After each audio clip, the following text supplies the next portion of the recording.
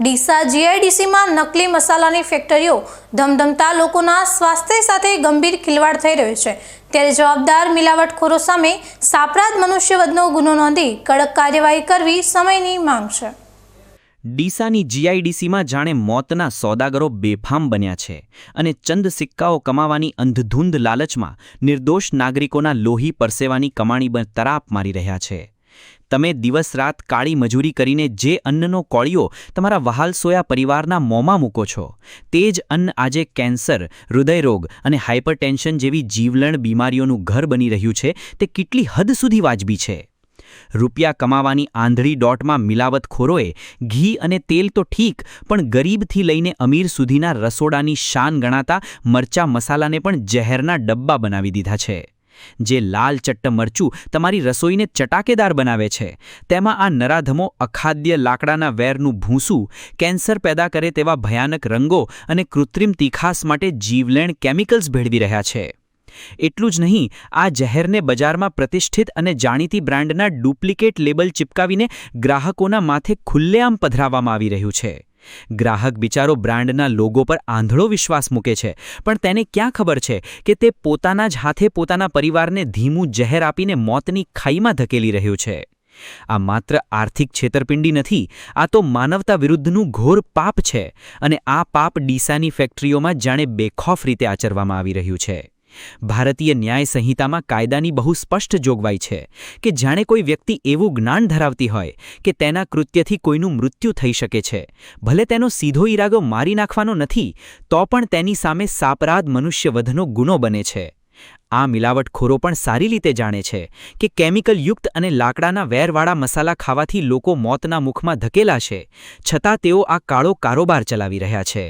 તો પછી food and drugs વિભાગ અને પોલીસ તંત્ર હજુ સુધી કેમ કુંભકર્ણની નિંદ્રામાં છે? પોલીસ વિભાગે હવે હપ્તાખોરીની માનસિકતા અને વહીવટો પડતા મૂકીને આપણી આખી પેઢીને બરબાદ કરનારા આ તત્વો સામે સિંઘમ બનવું જ પડશે। જો લેબોરેટરીના રિપોર્ટમાં આ મસાલાઓમાં સહેજ પણ મિલાવટ સાબિત થાય, તો આ ફેક્ટરીના માલિકો સામે સીધો સાપરાધ મનુષ્યવધનો ગુનો નોંધી જેલના સળિયા પાછળ ધકેલી દેવા જોઈએ, જેથી ભવિષ્યમાં કોઈ નિર્દોષ નાગરિકના જીવ સાથે ખિલવાડ કરવાની હિંમત ન કરી શકે। ભેળસેળ કહીએ તો ભેળસેળ દિવસે દિવસે વધતું જ જાય છે, જેમ કે ઘી હોય, તેલ હોય કે મરચાં કે ખાવાની કોઈ પણ વસ્તુ હોય। તમે સાંભળ્યું છે કે જ્યારે વ્યક્તિ એમ વિચારતા હોય કે અમૂલ, બનાસ જેવા આપણે શુદ્ધ ઘીનો પણ ઉપયોગ કરીએ છીએ, પણ જાણવા મળે છે થોડા સમય પહેલાં અંબાજીની અંદર પણ એક અમૂલના ડુપ્લિકેટ ડબ્બા નીકળ્યા કે જેના અંદર ઘી નકલી, મતલબ કે જે સારી ક્વોલિટીની બ્રાન્ડ એ વ્યક્તિ ખરીદવા માટે એ પણ એક ડુપ્લિકેટ નીકળી શકે છે। પરંતુ જે ભેળસેળ વસ્તુ થઈ રહે છે એના અંદર એવું હોય કે ઘીના સેમ્પલ લઈ લે છે, પરંતુ એ લોકોને સજા કશું જ થતી નથી। જો સરકારને પણ એક વિનંતી છે કે બીએનએસના કાયદાની અંદર જો સજાની જોગવાઈ કરવામાં આવે અને જેમ કે જે ક્રિમિનલની દ્રષ્ટિએ જો કાર્યવાહી કરવામાં આવે, તો આ લોકોને જો જેલના પાછળ સળિયા ગણવાની ગણતરીના અંદર જેલના અંદર મૂકવામાં આવે તો આ લોકો કદાચ આ ભેળસેળ કરતાં બંધ થઈ જશે।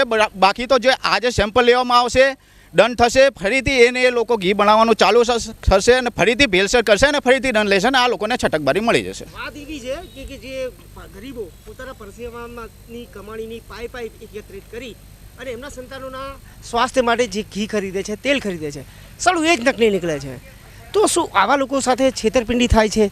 આ કેટલી યોગ્ય છે?